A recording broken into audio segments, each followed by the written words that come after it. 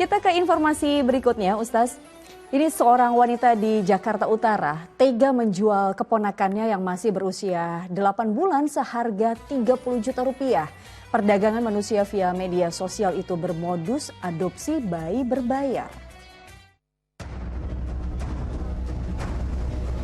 Uang tunai hingga ponsel inilah barang bukti kejahatan perdagangan manusia yang diungkap Polres Pelabuhan Tanjung Priok, Jakarta.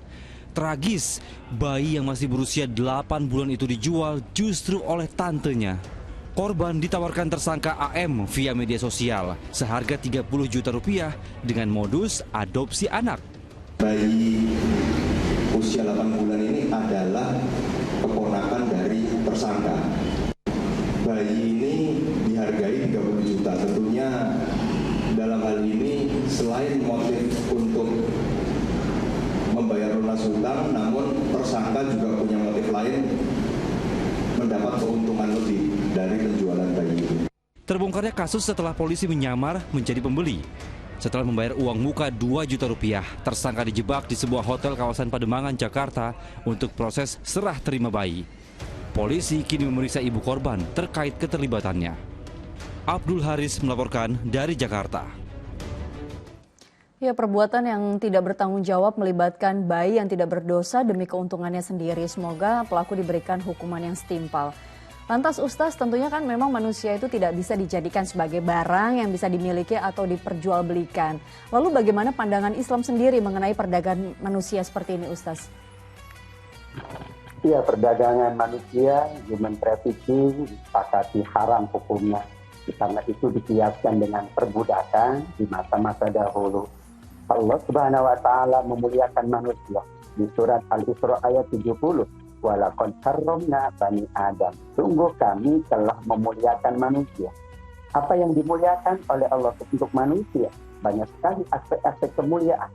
Manusia itu merdeka sejak dilahirkan. Ia dapat menjalankan apapun. Allah bekali dengan bekal-bekal kemampuan, bekal-bekal kelebihan dan keutamaan.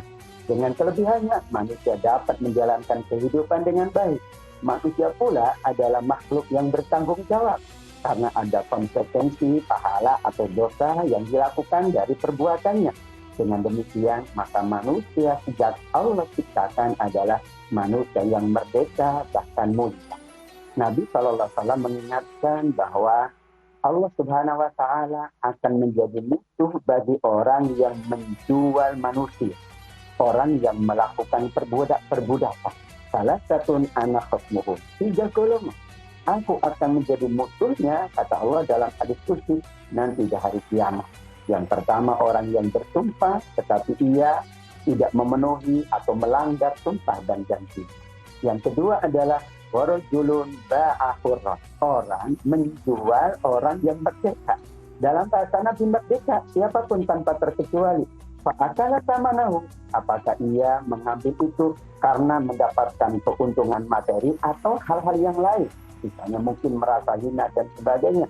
Tetap saja Allah akan menjadi musuhnya pada hari kiamat. Juga orang yang mempekerjakan tapi tidak memberikan upah yang layak kepada pekerjaannya. Para ulama mengatakan kenapa Allah menyebut sebagai musuhnya nanti di hari kiamat.